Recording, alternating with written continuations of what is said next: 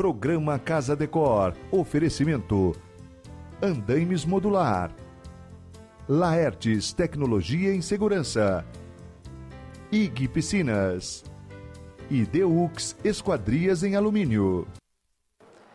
Com o passar dos anos, vão surgindo novas necessidades, tanto na sustentabilidade como na acessibilidade. Esse é o assunto que o programa Casa Decor traz hoje, com as nossas convidadas, a arquiteta Ângela Torres e a arquiteta Valéria Viana, porque agora nós estamos começando mais um programa Casa Decor Construção.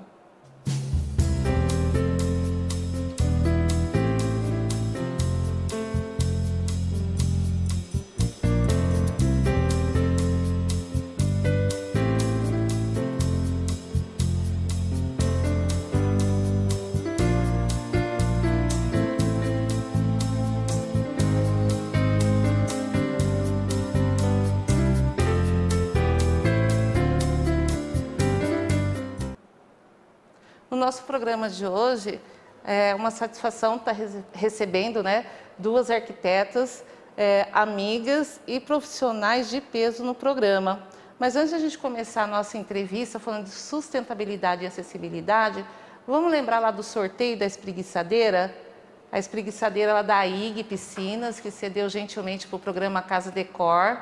Você pode participar do sorteio dessa espreguiçadeira participando no número 34544000. Só ligar aqui na TV Marília e você concorre a essa linda espreguiçadeira. E aproveitando, só esclarecendo aqui para o pessoal que não prestou atenção no programa na semana passada. O sorteio vai ser daqui a algumas semanas, porque eu recebi mensagem do pessoal perguntando, e o sorteio? Não teve o sorteio? Não, o sorteio será daqui a algumas semanas. O nosso assunto hoje é acessibilidade e sustentabilidade.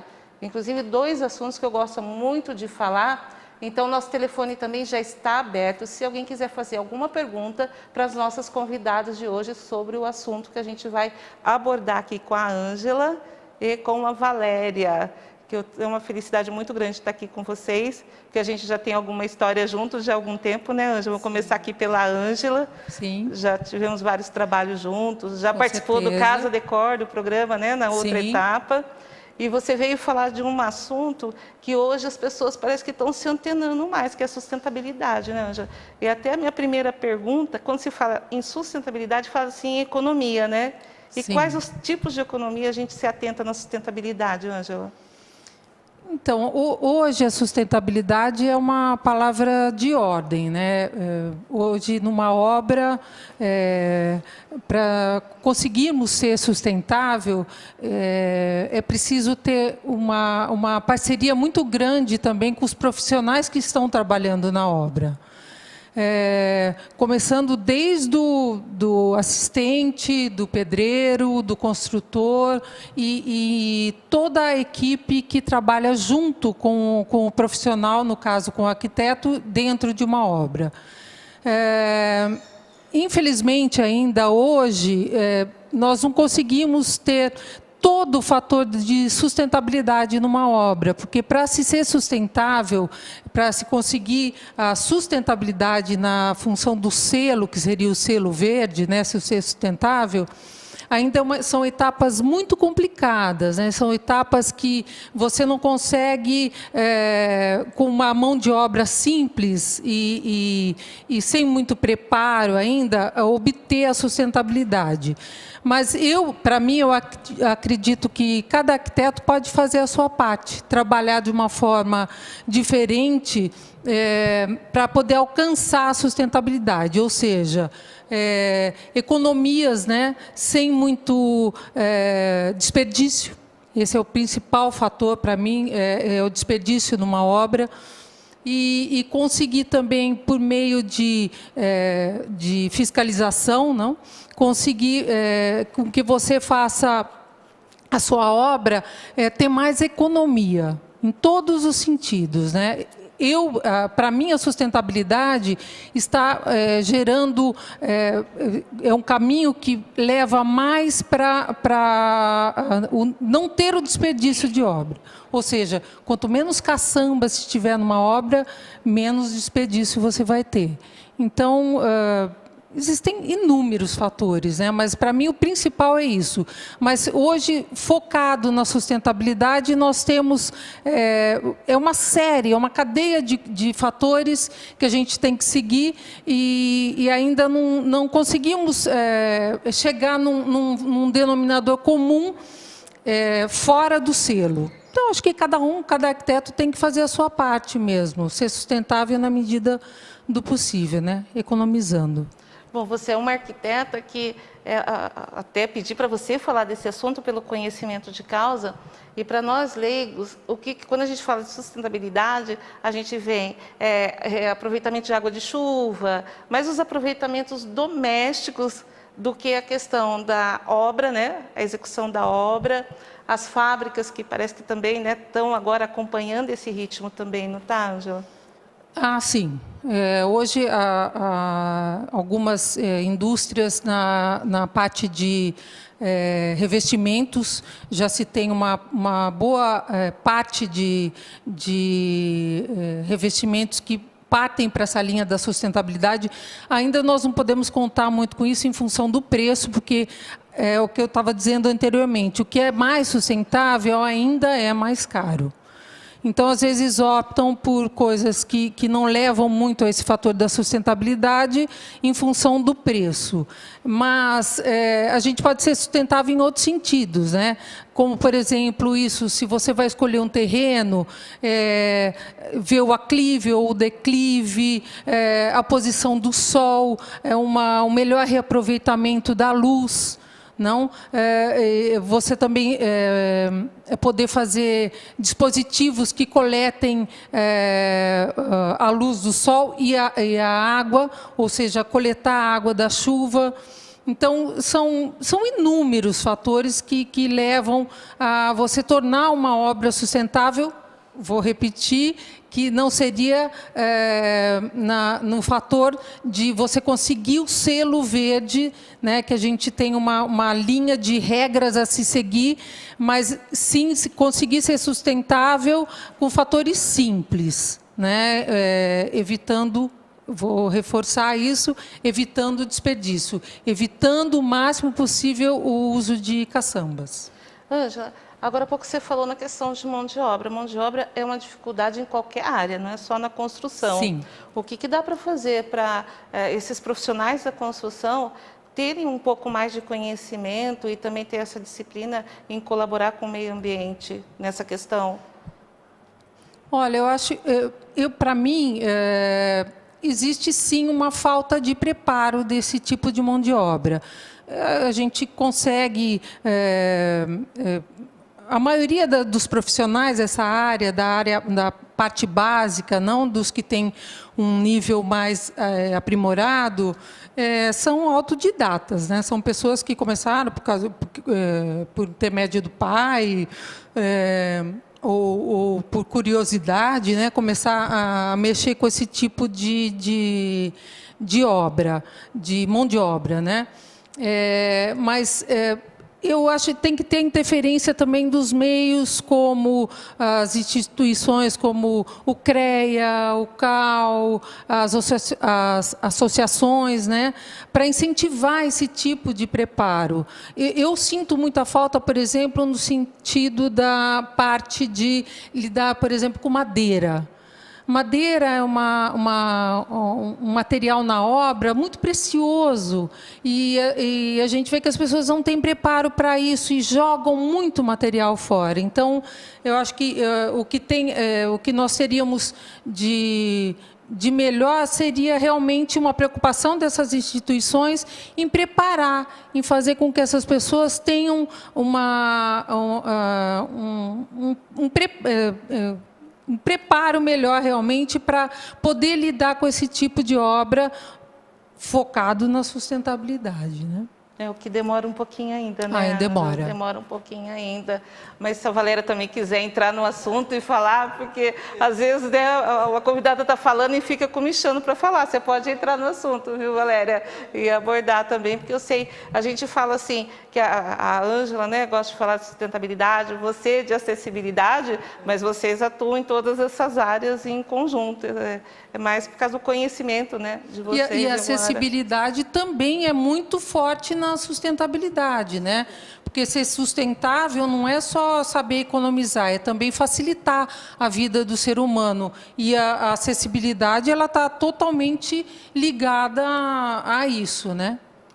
Inclusive, agora eu vou até falar uma situação engraçada para o assunto acessibilidade, que eu conversei com a Pâmela durante a semana, né, que a gente estava fazendo a pauta do programa. Falei, Pâmela, acho que eu vou colocar uma peruca branca, né, uma bengalinha, vou começar o programa, porque eu vejo pessoas projetarem a casa, né, lógico, a acessibilidade não é só isso, não é só esse tema.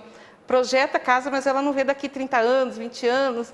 E no passado, como a gente já teve essa conversa, aí eu lembrei e falei assim, acho que eu vou começar o programa lá com a peruquinha, bengalinha, né? Ó, gente, vamos pensar no futuro, nesses projetos, né? Então, a tua pergunta agora, Valéria, é essa. Na hora de projetar uma casa, né? Ou até um estabelecimento comercial, dá uma dica para a gente, o que a gente tem que se atentar, Valéria, para no futuro não ter que quebrar tudo. Ô, Cissa, só uma coisa, e não é só isso do velhinho, né? É para qualquer criança que quebra uma perna, para você também, em qualquer idade. Não existe isso, né, Valéria, da acessibilidade não. Só para quando se ficar velho. A questão do se projetar, em primeiro lugar, o que, para se projetar, independente de ser uma residência, ou principalmente uma área comercial, você tem que pensar no desenho universal. Você tem que pensar o quê? Na diversidade humana, né? E aí, quando você fala na diversidade humana, você vai para o desenho universal. Hoje, você não pode projetar sem pensar nisso. Né? O desenho universal, o que se trata? É você projetar um ambiente onde qualquer pessoa, independente das suas características físicas, pode utilizar aquele ambiente de maneira a economizar até energia, né? a você poder utilizar o ambiente de maneira agradável, que aí entra também a sustentabilidade em termos de iluminação, em termos de conforto térmico. Isso também é acessibilidade.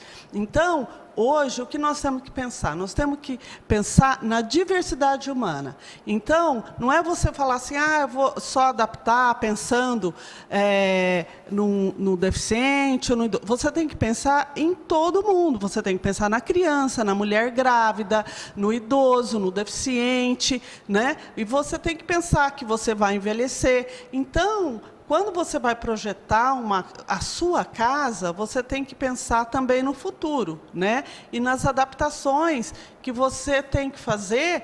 É claro que, a hora que você vai projetar, às vezes você, não quero fazer uma coisa totalmente adaptada agora. Mas você já, no projeto, já dá para você deixar as possibilidades daquilo ser transformado para uma pessoa idosa ou para um deficiente, né? Agora, nas áreas comerciais, é essencialmente obrigatório a ter acessibilidade em todo e qualquer edifício, em todo e qualquer ambiente que é público, né? De acesso a todas as pessoas. Então, aí, com certeza, você tem que contemplar a acessibilidade de toda forma, que é aplicando o desenho universal. Para quem está projetando, está construindo, pretende construir, em questões residenciais e projetos residenciais, Valéria, quais seriam as 2, 3 dicas aí que você pode deixar para o pessoal de casa na hora de projetar, já pensando no futuro? O que você indicaria? Olha, um dos primeiros lugares é o acesso, né, acesso até a residência, nós já temos que pensar daí. Depois, mais para o fim do programa, eu vou falar um pouquinho de calçada, tá? Mas você tem que pensar nisso, que é muito importante. E depois, por exemplo, se você tem um terreno de muito aclive ou declive, você tem que pensar em relação a esse acesso. Se você tem a opção de fazer uma rampa, né, não deixar só a escada. Uma coisa importante também é o tamanho, a dimensão de banheiro, né? Porque mesmo que você tenha, por exemplo, sofre um acidente, quebra uma perna, alguma coisa temporária, né? Então você tem que ter um banheiro que te dá esse conforto de você se locomover dentro do ambiente, dá uma mobilidade confortável. Então esses itens são muito importantes. Por isso que, assim, esses detalhes evita até transtorno depois, né, Valéria, de ficar quebrando, porque, como até a Ângela complementou, não é questão só do futuro, é questão também dessas situações, quebrou uma perna, e ninguém tem essa prevenção, né? E depois não dá para ficar quebrando também, porque alguém quebrou uma perna, quebrando a casa porque se quebrou uma perna, não é, Valéria? Com certeza. Por isso que é importante se pensar em todos os acessos, degraus, escadas que tenham a casa. Por exemplo, uma casa que é sobrado. É muito interessante você ter um apartamento, um banheiro, alguma coisa que seja reversível no térreo para uma eventualidade desta. Né? Porque, às vezes, a pessoa faz o sobrado e não pensa que pode quebrar uma perna, sofrer algum tipo de acidente, alguma coisa que dificulte. Né? Então, é muito importante você pensar em ter um ambiente embaixo que possa ser reversível para um quarto, um banheiro. Bom, você vai falar daqui a pouquinho, né, de mais assunto, porque agora a gente vai fazer um breve intervalo, nós voltamos já.